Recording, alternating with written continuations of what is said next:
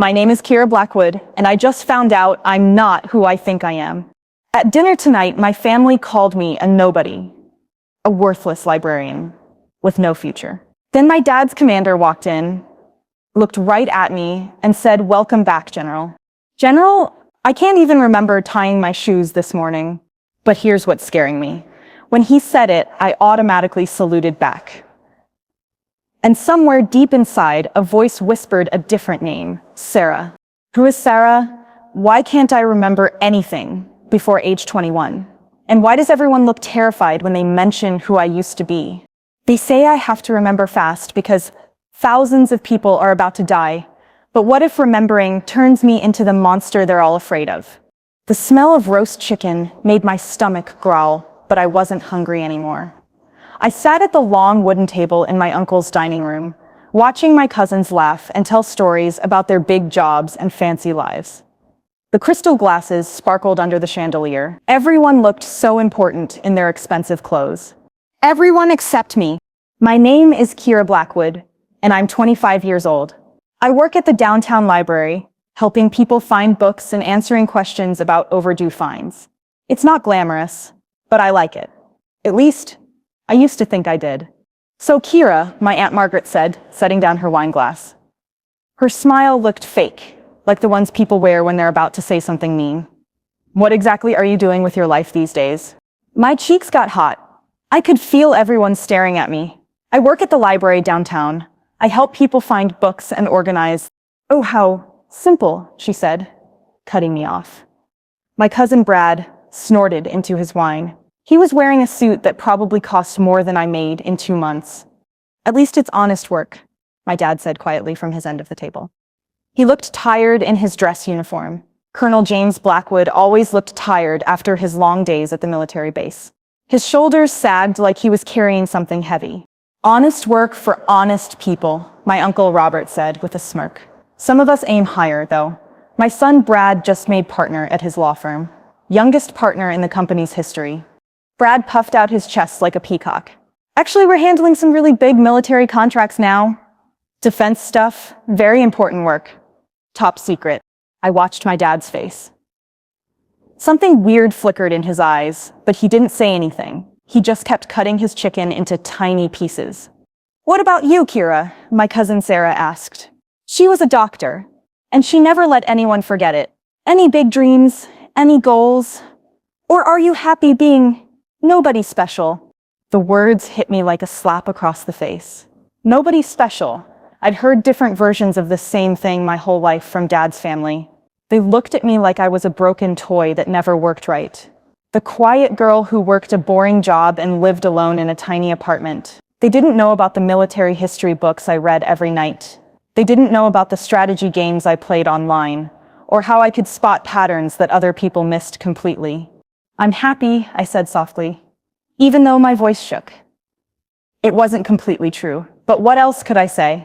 "That's what people say when they've given up on life," Uncle Robert said, cutting his meat with sharp, angry movements. "James, you must be so disappointed. All that military training you gave her when she was little, and she ends up shelving books for a living." My dad's jaw got tight. I could see a muscle jumping in his cheek. "Kira makes her own choices. But surely you wanted more for her." Aunt Margaret pressed, leaning forward like a vulture. "I mean, you're a respected colonel. Your brothers are all successful businessmen. Your sister is a judge. And then there's..." She waved her hand at me like I was something dirty on her shoe. I felt tears starting to burn behind my eyes. This always happened at family dinners. They made me feel small and worthless and stupid. Like I was some kind of mistake that nobody knew how to fix.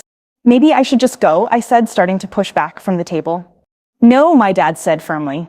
His voice had that tone he used when he gave orders to soldiers. "You belong here just as much as anyone else." That's when the doorbell rang. Uncle Robert frowned and checked his expensive watch. "We're not expecting anyone. Who could that be?"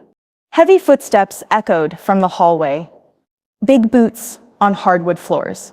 My dad went completely pale, like he'd seen a ghost. "Sir?" A deep voice called out. It sounded official and serious. "Colonel Blackwood? Are you here, sir?" My dad stood up so fast his chair almost fell over. And here, Commander Walsh, a tall man in a crisp military uniform, walked into the dining room. He had silver hair and kind eyes, but there was something serious about the way he carried himself, like he was used to being in charge. The whole room went dead quiet. Even Brad stopped bragging. "I'm sorry to interrupt your family dinner, sir," Commander Walsh said to my dad. "But we have a situation that requires your immediate attention." "What kind of situation?" my dad asked. His voice sounded strange. Commander Walsh's eyes swept around the room, looking at each person. Then they landed on me. His whole expression changed. His mouth dropped open. He took a step back like he'd been hit by lightning. "General," he whispered, staring right at me. The entire room went silent. I felt confused and scared and completely lost. I think you have the wrong person," I said quietly. My heart was beating so fast I thought it might explode. But Commander Walsh's face was turning red. He stood up straighter and gave me a sharp military salute. "General Blackwood," he said in a voice full of respect and something that sounded like relief. "Welcome back." The silence in the dining room was so thick you could cut it with a knife. My relatives stared at me like I'd grown a second head. Uncle Robert's fork was halfway to his mouth, frozen in the air. Aunt Margaret's wine glass trembled in her hand. Brad looked like someone had punched him in the stomach. My dad looked like he might throw up. "Commander Walsh," my dad said carefully, like he was walking through a minefield. "I think there's been some confusion here." "No confusion, sir," Commander Walsh replied. His salute was still sharp and perfect. "I know General Blackwood when I see her." "General?" Uncle Robert sputtered, finally putting down his fork. "That's impossible. She's just a librarian. She shelves books." I felt like the world was spinning around me. Nothing made sense. It has to be a mistake. I've never been in the military. I work at the downtown library. I read books about military history for fun, but I can't be. "The Kandahar operation," Commander Walsh said quietly, his eyes still locked on mine. "You saved my unit. 37 men came home alive because of your quick thinking." My head started to pound like someone was hitting it with a hammer. Kandahar. That name sent a cold chill down my spine. But I didn't know why. It was like hearing a song you couldn't quite remember. "I've never been to Afghanistan," I said, but my voice sounded weak and uncertain. "The IED that took out our convoy," Commander Walsh continued. "You crawled through enemy fire to reach us. Bullets flying everywhere. You called in the air support that saved our lives." Images flashed through my mind like lightning. Desert sand, hot under my hands. The sound of helicopters cutting through the air. Someone screaming for help. Blood on my uniform, but they felt like dreams, not real memories. "Stop," I whispered, pressing my hands to my temples. "Please stop." My dad stood up so fast his chair scraped against the floor. "Commander, we need to talk privately, right now." "Dad, what's going on?" I asked. My voice came out small and scared. "Why is he calling me General? What happened to me?" But my dad wouldn't look at me. He was staring at Commander Walsh like they were having a silent conversation. "Robert, Margaret, I need all of you to leave," my dad said to his family. His voice had that military tone again. "Right now." "We're not going anywhere," Aunt Margaret said, setting down her wine glass with a loud clink. "This is getting very interesting. Our little Kira, a general? This should be good." Commander Walsh turned to face them. When he spoke, his voice was like cold steel. "This is a matter of national security. You will leave this house immediately. You will not speak of what you heard here tonight to anyone." Is that completely understood? The authority in his voice made everyone jump. Even Uncle Robert, who usually argued about everything, grabbed his coat without a word. My relatives scrambled for their purses and jackets, like the house was on fire. They hurried out without even saying goodbye. When the front door slammed shut, I was alone with my dad and Commander Walsh. The house felt huge and empty. 19 years, Commander Walsh said to my dad. His voice was full of pain and anger. 19 years she's been gone, and you never told me she was alive. She doesn't remember, my dad said quietly. He looked older than I'd ever seen him. The doctors said she might never remember any of it. Remember what? I demanded. I was getting tired of people talking about me like I wasn't there. What happened to me? What don't I remember? Commander Walsh sat down heavily in one of the dining room chairs. You were the youngest general in modern military history. 21 years old when you got your first star. You were brilliant and fearless. You saved more lives than any single person had a right to. That's impossible, I said, but my hands were shaking. I'm nobody. I work at a library. I live alone and have no friends. I can barely handle my own life. The mission in Syria, Commander Walsh continued. Ignoring my protests, something went terribly wrong. There was an explosion. A building collapsed. We thought you were dead. We had a funeral. I gave a speech about your sacrifice. My dad finally looked at me. There were tears in his eyes. You were in a coma for 3 months. When you woke up, you didn't remember anything about your military service. The doctors called it selective amnesia. You mean I really was a general? I asked. The room felt like it was tilting sideways. You were my commanding officer, Commander Walsh said. And you were the best soldier I ever served under. Smart, brave, and you cared about every single person in your unit. I sank into my chair. My legs felt like jelly. But I'm nobody. I'm just a girl who works at a library and goes home to an empty apartment every night. That's what we needed you to believe, my dad said softly. There were people who wanted to hurt you because of the missions you'd completed. Enemies who would have killed you if they knew you were alive. So you let me think I was worthless? I asked. Anger was starting to build in my chest like a fire. You watched me struggle and feel bad about myself for 4 years. We let you think you were safe, my dad corrected.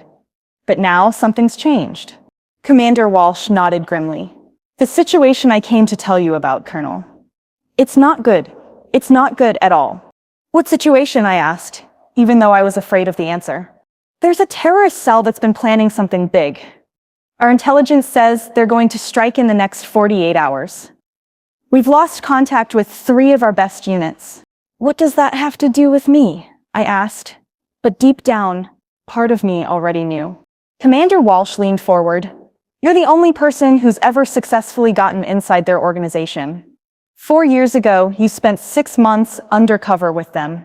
You know how they think, how they operate, how they plan their attacks. But I don't remember any of that. The memories are still there, my dad said. The doctor said stress or familiar situations might bring them back. You want me to help with the military operation? I asked. My voice came out as a squeak. I don't even know how to hold a gun anymore.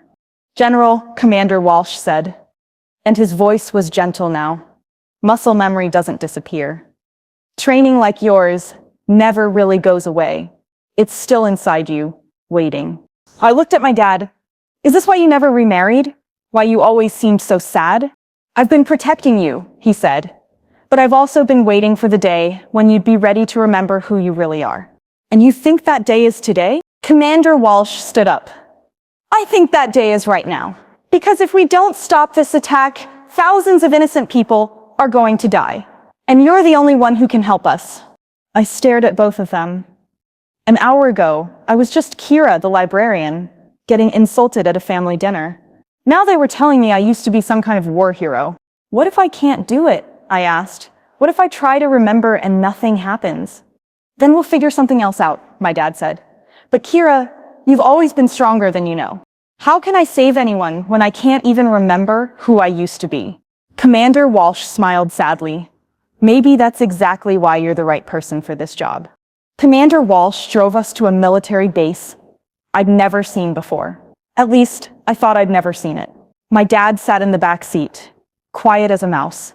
He kept looking at me like I might disappear. This doesn't feel right, I said as we passed through the heavy metal gates. Guards saluted our car. Everything looked strange and foreign to me. I don't recognize any of this.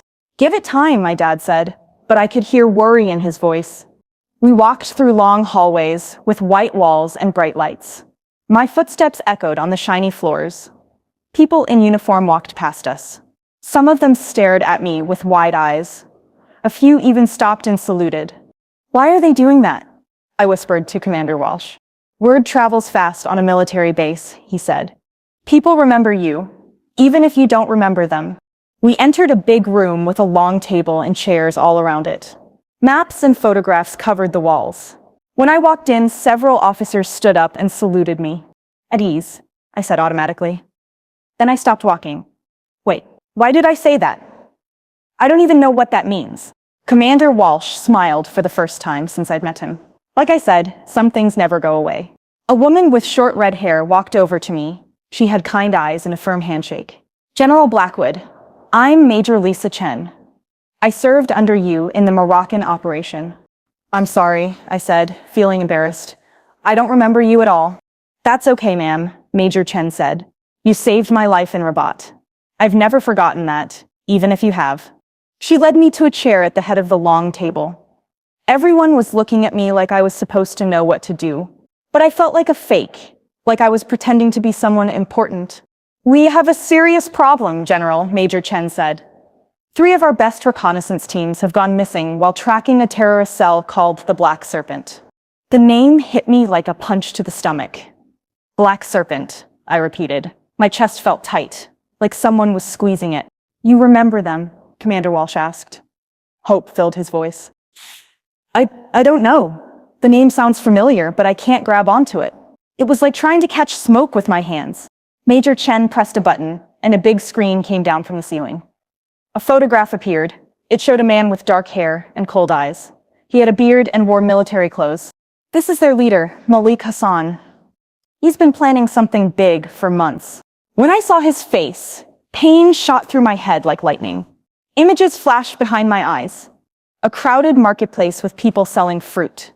The sound of gunfire echoing off stone walls. Someone calling my name, but not Kira. A different name. Sarah, I whispered without thinking. What did you say? My dad asked, leaning forward. Sarah. Someone was calling for Sarah. I pressed my hands against my temples. But that's not my name. Why would someone call me Sarah? Major Chen and Commander Walsh looked at each other like they were sharing a secret. General, Major Chen said carefully, Sarah was your code name when you went undercover with the Black Serpent. For 6 months, you lived as one of them. How is that possible? I asked. My voice came out squeaky and high. How could I pretend to be a terrorist? Because you're that good at becoming someone else, Commander Walsh said. You learned their language, their customs, their way of thinking. You became Sarah so completely that even we sometimes forgot you were pretending. And now they're planning an attack, Major Chen continued. We think it's going to happen tomorrow night during the city's 4th of July celebration. 50,000 people will be gathered downtown to watch fireworks. The room started to spin around me. 50,000 people. Families with little kids. People just trying to have fun on a holiday. Show me their file, I said. My voice sounded different. Stronger. It surprised me. Major Chen handed me a thick folder. When I opened it, my hands started shaking like leaves in the wind. The first photograph showed a group of men in desert clothes standing around a table. And there, right in the middle of them, was a young woman with dark hair and brown eyes. It was me. But I looked completely different. Harder, more confident. Like someone who could handle anything the world threw at her. I really did this, I asked quietly. You were the best undercover operative we ever had, my dad said. You could become anyone you needed to be. I flipped through more photographs. Me laughing with the terrorists like we were old friends. Me planning operations with them. Me looking completely comfortable in a world I couldn't remember. How did I get out? I asked. That's where things went wrong, Commander Walsh said. His voice got heavy and sad. You discovered they were planning to bomb a school. 300 children. You tried to stop them, but your cover was blown. There was a fight, an explosion, and I lost my memory. But you saved those children, Major Chen added quickly. The school was evacuated because of your warning. Every single child went home safe that day. I stared at the photographs, trying to force the memories to come back. It was like looking at pictures of a stranger who happened to look exactly like me. I can't do this, I said, closing the folder with a snap. I'm not that person anymore. I don't remember how to be her. General, Commander Walsh said. Our missing teams were last seen near the old warehouse district, the same area where you used to meet with the Black Serpent. So maybe if you go there, being in that familiar place might help trigger your memories.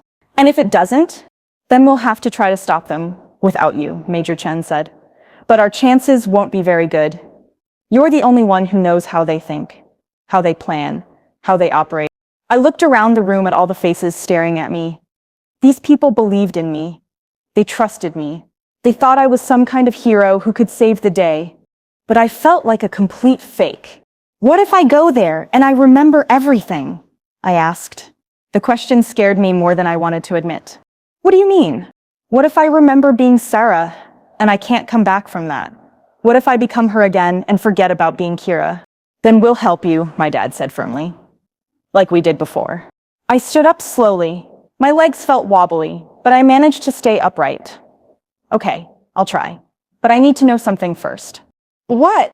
In all those months I spent undercover, I took a deep breath. Did I ever start to believe in what they were doing? Did I ever think they might be right? The room went dead quiet. Commander Walsh looked at my dad, who gave a tiny nod. There were times, my dad said very carefully, when you came back from missions and we weren't completely sure which side you were really on. And you still want me to do this? Because we know who you really are, Commander Walsh said.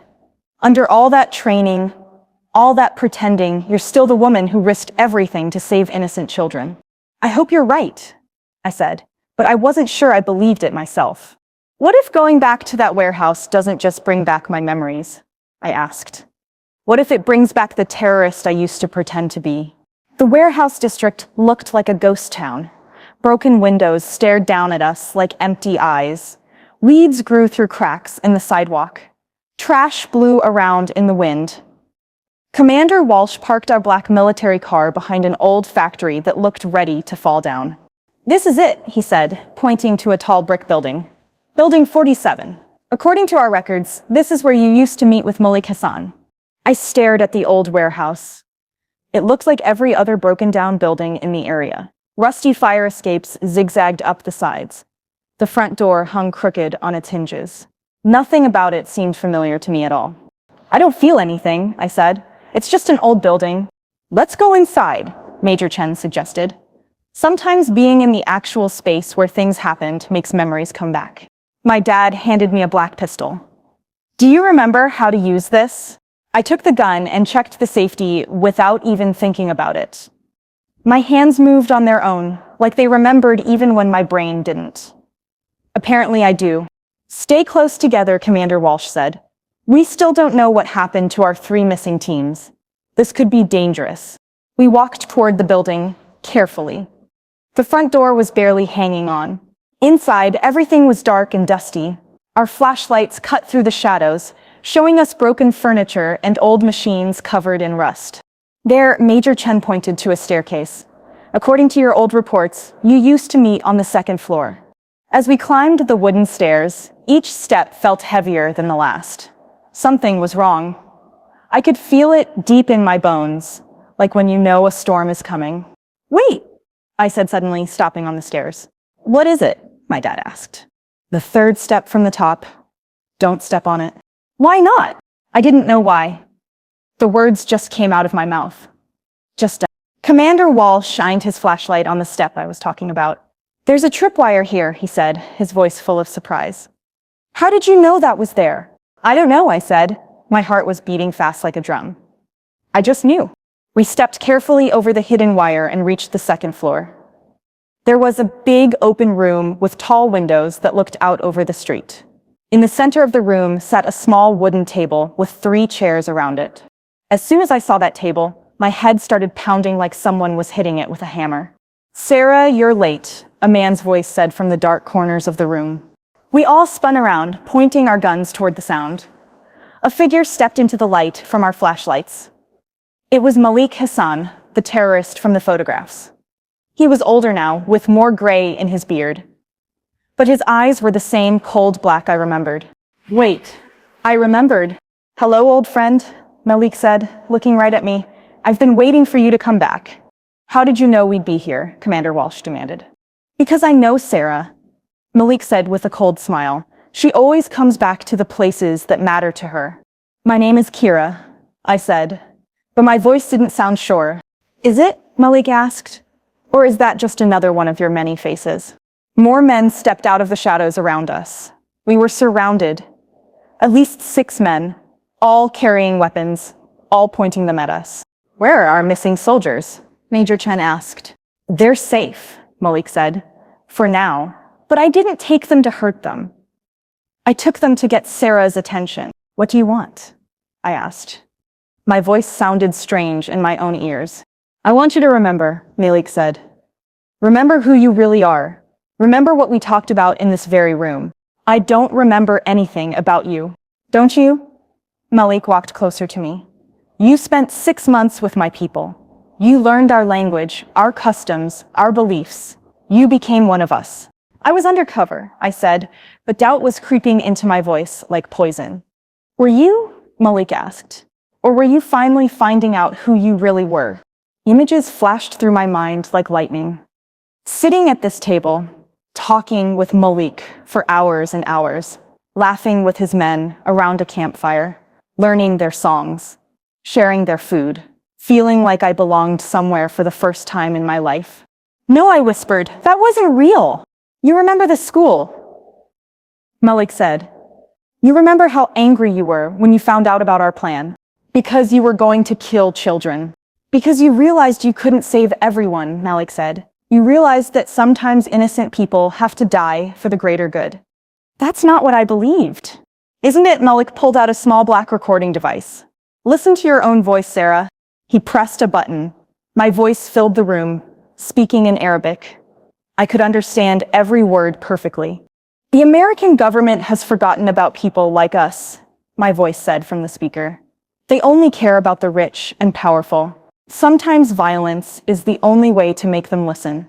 That's not me, I said, but I was shaking all over. That's you after 4 months with us, Malik said. When you finally started to understand our cause. I was playing a role. You were becoming yourself, Malik said. The real Sarah, not the fake general they turned you into. Commander Walsh stepped forward. That's enough, Kira. Don't listen to him. Her name is Sarah, Malik said firmly. And she's going to help us complete our mission. What mission? I asked, even though I was scared of the answer.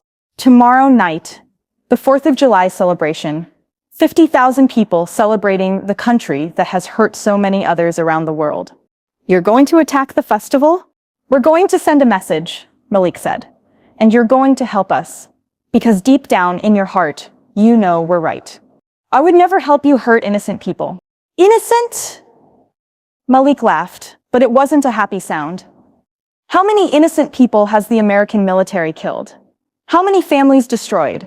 How many children left without parents? The questions hit me like punches to the stomach.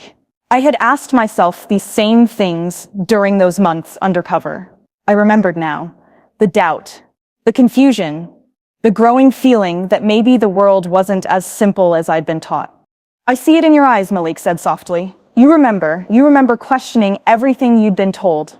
Kira, my dad said urgently, don't let him get inside your head. Is it true? I asked my dad. Did I start to believe in their cause? My dad's silence told me everything I needed to know. You're remembering now, Malik said with satisfaction. Soon you'll remember everything, including why you really stopped our plan at the school. Why? I whispered. Because you realized the children were just like you had been. Innocent victims of a system that creates people like us. People like us? Soldiers who kill for governments that don't really care about them, Malik said. People who have been turned into weapons and then thrown away when they're no longer useful. I looked around the room at Commander Walsh, Major Chen, and my dad. They all looked worried and scared. They were afraid of what I might remember. What if he's right? I asked them. What if I really did start to believe?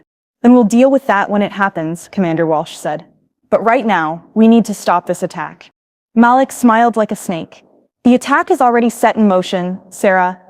The only question is whether you'll help us succeed, or whether you'll watch your friends die trying to stop us. What do you mean? I asked. You're 3 missing soldiers, Malik said. They're sitting on enough explosives to level a city block. If anyone tries to rescue them without my permission, they all die. You're using them as bait. I'm using them as motivation, Malik said. For you to remember who you really are. I closed my eyes and tried to think. But all I could hear was my own voice on that recording, saying things that sounded like they came from a terrorist's heart. What if stopping this attack means choosing between saving strangers and saving the people I love? I asked quietly. Malik's smile got wider. Now you're starting to understand the real world, Sarah. Welcome back. Your friends have 6 hours to live, Malik said, checking his watch like he was timing a cooking recipe. That's when the bombs go off. What bombs? Major Chen demanded, her voice sharp with fear. The ones your missing soldiers are sitting on right now, Malik replied calmly. Remote controlled. One wrong move from any of you, and boom, they all die. I felt the memories flooding back now like water breaking through a dam, sitting in this room for hours, planning operations with Malik, learning to think like him, to see the world through his angry eyes, the way he could make terrible things sound like they made perfect sense. You're using them as bait, I said. I'm using them as motivation, Malik corrected. For you to remember who you really are, Sarah. I remember, I said quietly. The words felt heavy in my mouth. I remember all of it now. Commander Walsh stepped closer to me. I could see worry in his eyes. Kira, whatever you're remembering, we can work through it together. Can we? I asked. Can we work through the fact that I spent 6 months becoming someone else? Someone who could sit in this room and plan attacks on my own country. You were doing your job, my dad said. His voice sounded desperate. You were gathering intelligence for us. Was I looked at Malik, or was I finding out who I really was underneath all the lies? Malik smiled like he'd just won a prize. Tell them, Sarah. Tell them about the night you cried in my arms because you realized your own government had been lying to you your whole life. The memory hit me like a punch to the stomach. I had cried. I had broken down completely and told Malik about all the missions I'd been on, all the people I'd killed in the name of freedom and democracy. And he had held me while I sobbed like a broken child. That was part of your cover, Major Chen said desperately. You had to make them trust you. Did I asked. Or did I trust them because they were the first people who told me the truth about what I'd become? What truth? Commander Walsh asked. That I was a killer, I said. The words tasted bitter in my mouth. That I'd been turned into a weapon by people who didn't really care about me. That's not true, my dad said. Isn't it? I turned to face him. Anger was building in my chest like a fire. You let me believe I was nobody for 4 years. You let me think I was worthless and stupid. You watched me struggle and suffer, and you never told me the truth. We were protecting you. You were protecting yourselves, I said, and I could hear the anger in my voice getting stronger. You were afraid of what I might do if I remembered who I really was. Malik nodded like a proud teacher. Now you're starting to understand. I understand that everyone has been lying to me, I said. My family, my commanders, even myself. So what are you going to do about it? Malik asked. I looked around the room, at my dad, who had kept me in the dark like a mushroom, at Commander Walsh, who had used me as a weapon and thrown me away when I broke, at Major Chen, who saw me as nothing more than a tool to solve their problems. I'm going to make my own choice, I said. Kira, no, my dad said. Don't do this. My name is Sarah, I said firmly. And I'm tired of being told who I should be. I walked over to Malik. The gun felt heavy in my hand, but I didn't point it at him. Show me where the soldiers are. Sarah, don't, Commander Walsh said. He's playing games with your mind. Is he? I asked. Or is he the only one who's been honest with me? Malik handed me a photograph. It showed 3 American soldiers tied up in what looked like a dark basement. They were sitting on wooden boxes with wires coming out of them. Those boxes contain enough explosives to level a whole city block, Malik said. If anyone tries to rescue them without my permission, they all die instantly. And the festival, I asked. 6 bombs placed throughout the crowd, Malik said. They'll go off at midnight unless you help us. Help you how? By doing what you do best, Malik said. By becoming someone else. He handed me a small black device that looked like a TV remote. This controls the bombs under your soldier friends. If you press this red button, they die. If you don't, he shrugged his shoulders. That's not a choice, I said. It's the only choice you have, Malik replied, unless you want to help us complete our real mission. What mission? There's a senator at the festival tonight. Senator Richardson. He's been pushing for more wars in the Middle East. More bombing, more killing of innocent people. So if something happens to him, it sends a clear message. No more American wars. No more innocent deaths overseas. I felt sick to my stomach. You want me to kill a senator? I want you to stop a war before it starts, Malik said. One death to save thousands of lives. And if I refuse, then the bombs go off anyway. The senator dies, along with everyone else at the festival. And your 3 soldier friends die too. I stared at the detonator in my hand. Such a small thing to hold so much power over life and death. There's a third option, I said slowly. What? I kill you right now. Malik smiled, but it wasn't a scared smile. Then everyone dies for sure. The bombs are on a timer, Sarah. If I don't send a special signal every hour, they all go off automatically. You're lying. Am I? Malik pulled out his phone and showed me a text message ready to send. I was supposed to send this 10 minutes ago. Want to see what happens if I don't? I looked at Commander Walsh. He was staring at me with pure fear in his eyes. Not fear of Malik, but fear of me. Fear of what I might choose to do. There's something else, I said to Malik. Something you haven't told me. What? Why did you really want me to remember? It's not just about the festival or the senator. What do you really want from me? Malik's smile faded away. You always were too smart for your own good. Tell me the truth. I want you to come home, he said quietly. I want you to remember that you belong with us, not with them. Home? You were happy with us, Sarah? For the first time in your whole life, you were really happy. You laughed, you smiled, you felt like you belonged somewhere. The memory came back like a movie playing in my head. Sitting around a campfire with Malik's men, sharing stories and jokes, feeling accepted and loved. Feeling like I was part of something bigger than myself. That was real, I whispered. It was the most real thing in your life, Malik said. Everything else was just playing a role that other people wrote for you. I looked at my dad. Is that true? Was I happy with him? My dad's face looked like it was breaking apart. Yes. When you came back from those missions, you were different, lighter, like you'd found something you'd been looking for your whole life. And you took that away from me. We brought you home. You brought back a weapon, I said. Not a person. Never a person. I turned back to Malik. If I help you, what happens to my friends? They go free. You have my word. And if I don't, everyone dies, including you. I closed my eyes and tried to think clearly. 3 soldiers who trusted me. 50,000 people at the festival who just wanted to watch fireworks. 1 senator who might start a war. And me, standing in the middle of it all, holding a device that could end everything. I need time to think, I said. You have 5 minutes, Malik replied. Then I need your final answer. As I stood there, trying to choose between impossible options, I realized something important. For the first time in 4 years, I wasn't confused about who I was. I knew exactly who Sarah was, and I knew exactly who Kira was. The question was, which one was I going to choose to be? But what if there was a 4th option that no one saw coming? Time's up, Malik said, checking his watch again. What's your choice, Sarah?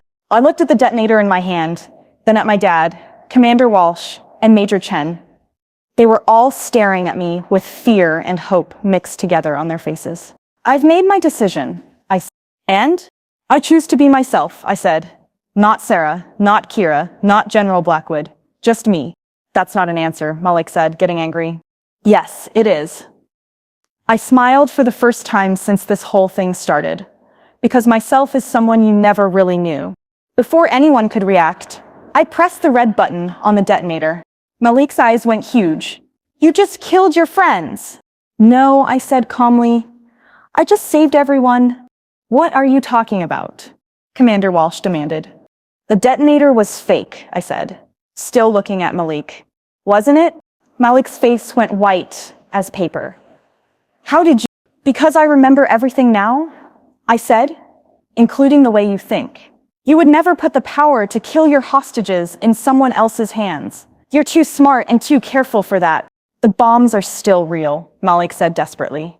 The festival, there are no bombs, I said. There never were any bombs. You don't know that. I do know that, I said, because I know you, Malik. You're not a terrorist. You're a spy. The room went completely silent. You could have heard a pin drop. You work for the Syrian government, I continued. Your job was to turn me, to make me doubt my own country, and you almost did it. Malik's hand moved toward his gun, but I was faster. I had his weapon in my hand before he could even touch it. The missing soldiers, I said. They're not sitting on bombs. They're safe in a Syrian safe house somewhere, being treated well, because Syria wants to trade them for something valuable. What? My dad asked. For me, I said, they want me to defect, to come work for them as a double agent. That's impossible, Commander Walsh said. Is it? I asked. Think about it. I spent 6 months undercover. I learned their language, their customs, their way of thinking perfectly. I would be the perfect spy to work for them. I looked at Malik. The only problem is, I figured out your game. When? Malik asked quietly. When you showed me that recording of my voice, I said, I remember making that recording now. But I also remember exactly why I made it. Why? Because you asked me to. Because you wanted to test how far I was willing to go to keep my cover safe. And I was willing to go pretty far, I said. I was willing to sound like I believed in your cause. I was willing to let you think you were converting me. But I never forgot who I really was. You cried in my arms, Malik said. That was real emotion. Yes, it was, I said. I cried because I realized how easy it would be to become someone else. How tempting it was to just give up being myself and become Sarah forever. But you didn't give up. No, because no matter how much I doubted myself, no matter how confused I got, I never forgot that I was fighting for something bigger than myself. Your country? My conscience, I said. The part of me that knows right from wrong, even when everything else gets mixed up. I turned to my dad. I was never really becoming a terrorist. I was just learning how to be human. What do you mean? He asked. I mean, I was learning that good people can do bad things. That bad people can sometimes do good things.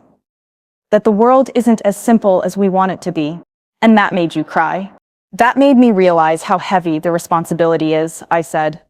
When you have the power to hurt people, you have to be very careful about how you use it. I walked over to the window and looked out at the city lights twinkling like stars.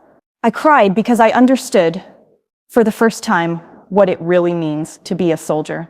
It's not about following orders or serving your country. It's about making impossible choices and living with what happens next. So what happens now? Major Chen asked. I turned back to face them. Now we go get our soldiers back. How? Commander Walsh asked. We don't even know where they are. Yes, we do, I said, looking at Malik, because he's going to tell us. I'm not telling you anything, Malik said. Yes, you are, I said, because you're not really a bad person, Malik. You're just a person doing a job like I was. You don't know anything about me. I know you have a daughter, I said quietly. Amira, she's 7 years old. You showed me her picture once around the campfire. Malik's whole face changed. How do you remember that? Because it mattered to you, I said. And when something matters to someone, I pay attention. What does my daughter have to do with anything?